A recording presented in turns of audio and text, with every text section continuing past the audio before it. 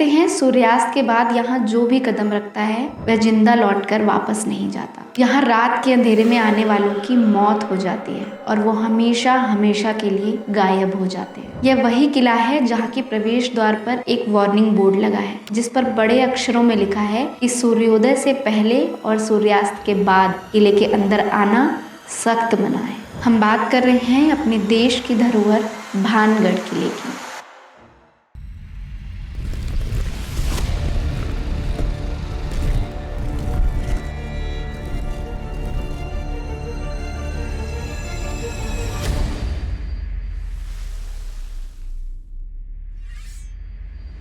राजस्थान के जयपुर से 118 किलोमीटर दूर बसी है भानगढ़ नगरी और उसका ये रहस्यमय किला जिसे भूतों की नगरी कहा जाता है पूरी तरह से घने जंगलों से घिरा और वीरान है। भानगढ़ किले का निर्माण लगभग 16वीं शताब्दी में राजा माधव सिंह ने राज्य के मुख्य केंद्र के रूप में करवाया था। इस किले का निर्माण कार्य लगभग सन 1570 के आसपास शुरू हुआ था जिसको पूरा होने में लगभग 16 वर्षों का समय लगा। समृद्ध और आबाद होने के बावजूद कुछ ही वर्षों में यह किला पूरी तरह खाली हो गया। लोग इस राज्य को छोड़कर जाने लगे। अब सिर्फ किले में हवेलियां, मंदिर और बाजारों के अवशेष खंडहर के रूप में बचे रहे।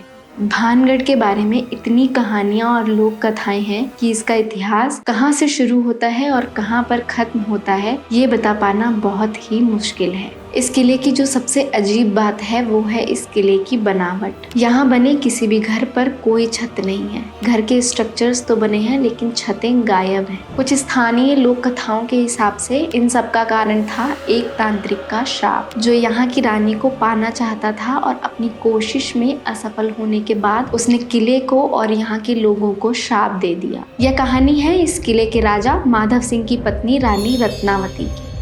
कहते हैं कि रानी रत्नावती इतनी खूबसूरत थी कि जिसको शब्दों में बयां भी नहीं किया जा सकता।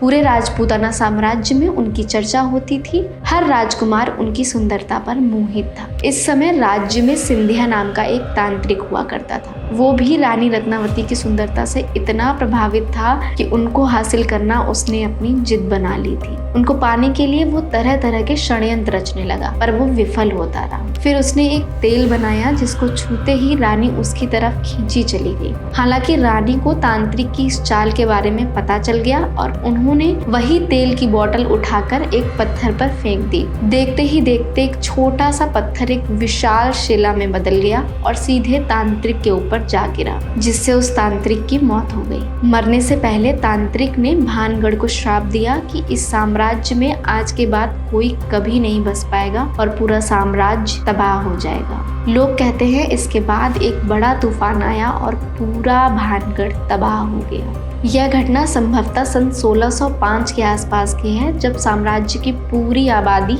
लगभग 14,000 के आसपास थी और इसी विपत्ति के बाद राजा सहित एक बड़ी आबादी साम्राज्य छोड़कर चली गई जिसके बाद यह साम्राज्य पूरी तरह से वीरान और खंडहर बन गया। जिसके बाद किले से औरत के चिल्लाने, चूड़ियां तोड़ने और रोने की आवाजें आती रहती हैं। कुछ लोगों का मानना है कि किले की दीवारों पर कान लगाने से आत्माओं की आवाजें सुनाई देती हैं, जबकि कुछ लोगों का तो यह भी कहना है कि किले में घूमते समय उन्हें ऐसा लगता है जैसे कोई उनका पीछा कर रहा हो।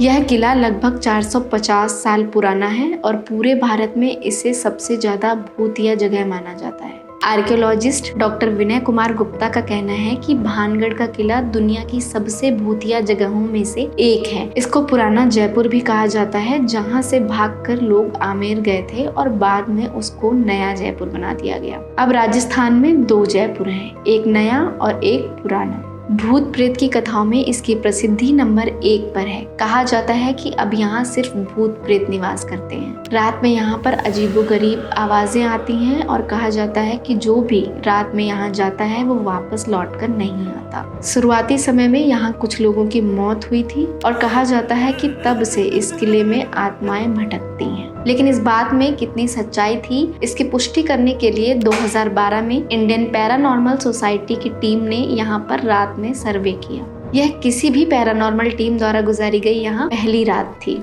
टीम ने मामले की जांच के लिए इलेक्ट्रोमैग्नेटिक उपकरणों का उपयोग किया और यह जानने की कोशिश की कि क्या वाकई यहाँ कोई पैरानॉर्मल एक्टिविटी हो रही है। पर टीम को यहाँ से कोई भी इलेक्ट्रोमैग्नेटिक सिग्नल्स रिसीव नहीं हुए जो इस बात की पुष्टि करते कि यहाँ वाकई भूत हैं। वास्तव में उस रात कोई भी विशेष गतिविधि नहीं दिखी और ना ही रिकॉर्ड हुई। टीम का अनुमान था कि किले में बहुत सारे बंदर रहते हैं जो हमेशा पेड़ों पर जमे रहते हैं। उनकी हरकतों से टहनियाँ हिलती हैं और सूखे पत्ते रगड़ते हैं और इससे अजीब आवाजें उठती हैं। और इसके अलावा बहुत सारे जीव जंतु इलाके में रहते हैं जो अजीबोगरीब आवाजें निकालते हैं। टीम कहती है कि डरावनी लोक कथाएं सुनकर लोगों ने ये कहानियां अपने मन में बिठा ली हैं और इसलिए वो डरने लगे हैं। किले तक पहुंचने के लिए 3 परस्पर समांतर दीवारों को पार करना पड़ता है।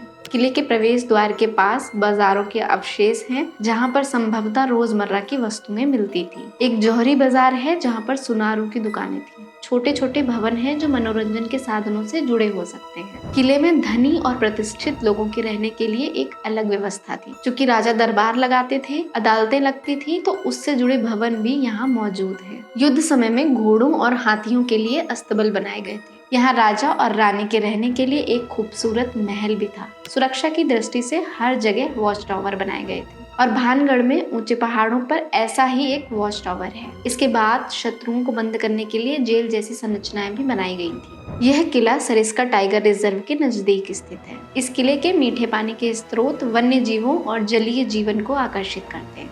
शाम होते ही जब यहाँ अंधेरा छा जाता है तो बहुत सारे चमगादड़ यहाँ पर नजर आते हैं। साथ ही बाघ और तेंदुए जैसे बड़े शिकारी भी इस इलाके में रहते हैं, इसलिए रात में यहाँ जोखिम होता है। अब इस किले में भूत है या नहीं, इसका जवाब किसी के पास नहीं है, लेकिन अलवर की पहाड़ियों में बने इस किले में घूमने वालों की कोई कमी नहीं है। और जिन भी पर्यटकों ने यहाँ पर सायों की मौजूदगी महसूस की है वो इस बात पर यकीन रखते हैं कि यहाँ पर भूत है। अब अगर आप भी इस सवाल का जवाब जानना चाहते हैं तो इसके लिए आपको जाना होगा भानगढ़ फोर्ट। और अगर ऐसी स्टोरीज आपको अच्छी लगती हैं तो राजस्थान के एक और भूतिया गांव की स्टोरी यहाँ जाकर देखिए।